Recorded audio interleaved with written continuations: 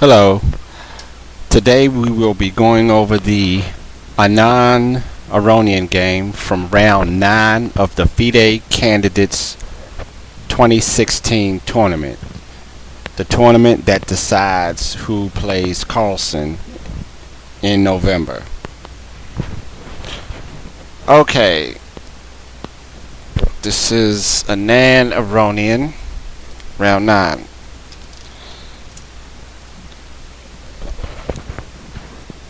Here we go. First move's e4, e5. Here we go. Knight f3, knight c6. Looks like the start of the Roy Lopez. Instead, we have a Guaco piano. Bishop c4, bishop c5. Castles. We also have the let's check, which is open at the bottom of the screen. And to our right is the tournament as it happened in round 9. So white just castled, d6, d3. These are the standard moves to the Guaco piano. Knight f6, c3, a6, a4 to take control of the b5 square. Bishop back. Let's see what this is the computer analysis of the Anand-Aronian game from round 9. The computer prefers a5 here, or castles for black, but bishop to a7. So far, well, the knight could go to knight b d2, which is okay. Instead, Anand plays knight to a3. Looks like he wants the knight to control the e3 square, maybe travel to d5 or f5. Knight e7, knight c2, knight g6, looking at f4, bishop e3, developing, and opposing the a7 bishop. Bishop takes, rook takes. The rook is placed on a7 awkwardly. That's not a good square for the rook. The knight does eventually go to e3, looking at d5. Knight g4. Let's see what the computer analysis. Computer likes a5 or b6 here. Knight g4, queen up. a5, d4, grabbing more space. Yes, the computer also agrees d4 is a good optional move. So d4, rook back to put it on a more normal square where it should be. Takes, takes. Knight takes, knight takes. The knight attacks the c4 bishop, and we want to keep that bishop. The bishop is looking at the f7 square. Bishop moves, knight back, bishop c2, looking at h7 square. Right now it's opposed by the e4 pawn, of course. Centralizing, f3, protecting e4 because the rook is hitting it. b6. Just moves, developing moves. Now white lashes out with b4, which is a good move. The computer agrees. So we have b4, knight back, bishop b3, again looking at f7, knight f6, centralizes the queen, queen d4. Now here is where the eval for black starts to drop. Computer likes the developing move, bishop e6, opposing that b3 bishop, which is a logical move. So after queen to e7, like I said, eval drops. Knight to d5. The knight is attacking the queen. Knight takes.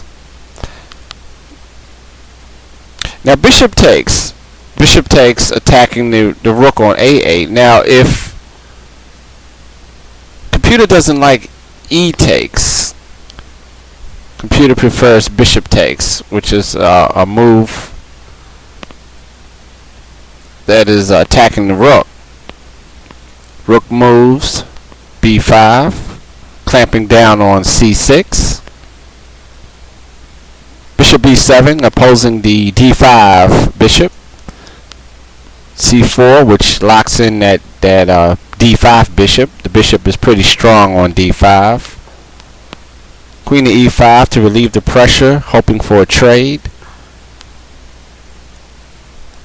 We'd have the trade, but at this point white has the advantage, a spatial advantage. That rook, the black rook on a7 is awkwardly placed again. Notice that it goes back to a7. Now that rook loves that a7 square. Centralizing king, f2. So far nothing decisive, but white has a very good advantage. He could even play g4, f6, rook up, hitting the h7 pawn. Now white is probing black's weaknesses. Rook e7 protecting g7.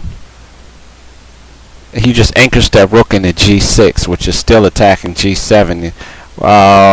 Maybe he'll play rook d3 and then rook over to g3. Bishop takes. Now the question is which way to take. He takes c. If he takes e, let's see. Computer says e takes and we have an equal position. It's very interesting. The rook should go back to a8. Well, it opens up the e file for the black rook. The black rook dominates. Actually, that's probably why it's even now. That rook can go to a8 and then rook a to e8, doubling on the e file. Let's see what we get here. Well, in the analysis, rook G, yeah, rook A to E8 eventually. So, C takes.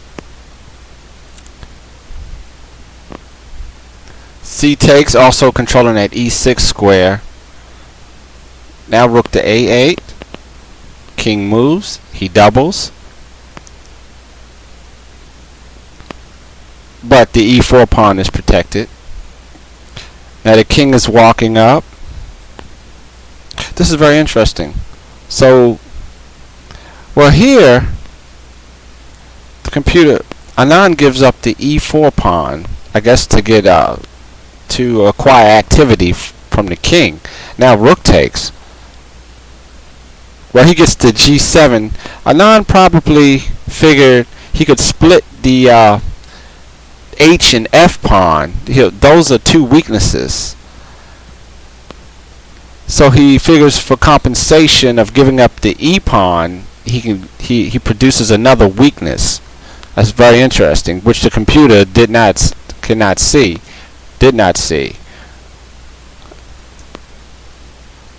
And now he has the advantage once more because he has he acquired the weaknesses on f6 and h6 pawns. Now he's hitting the c7. He'll probably, so he decides to protect a4. Rook d4 hitting d5. Now, no, the king advances up, and now white has a decisive advantage on the king's side with those three pawns. He has major passers on the king's side. That is why Anand gave up that e pawn. Here it's downhill. King moves, rook takes, but he attacks, and then he picks up. He has double connected pass pawns on the king's side. That was a brilliant strategy by Anand, giving up that e pawn to acquire activity on the king's side, and then developing those pass pawns, connected pass pawns. Very interesting. King c8. And now these two pawns are killers. It's virtually impossible to stop them. Even with best play, black is in trouble. So here, king goes away, rook takes check. Anand gives up the h pawn because he has a passed g pawn. He protects a4, advances the king. Now here was a mistake. Instead of rook c4, black should have played king to f8, opposing the king on g6. That would have been better. Then he may have proceeded rook check. What happens if here? Oh, that's worse. So he should go to e8. But instead of rook to c4, he should have tried to oppose with king to f8. Rook c4 is a blunder. Now the king can swoop in, and then that g6 pawn can just walk, which actually happens. g6, now desperation. Black is lost, absolutely lost here. Brilliant play by Anand. And now he just has to get the rook in. Rook protects, rook takes. Well, probably a desperate move. I'm not even sure if he played rook takes g7. Guess he was hoping to confuse Anand and then walk the a pawn, but the rook would just sweep and get that. Brilliant game by Anand. So after this win, Anand is tied for first place. Thanks for watching. See you next time. And also notice we have the feed here on the right side of the screen. Thanks for watching.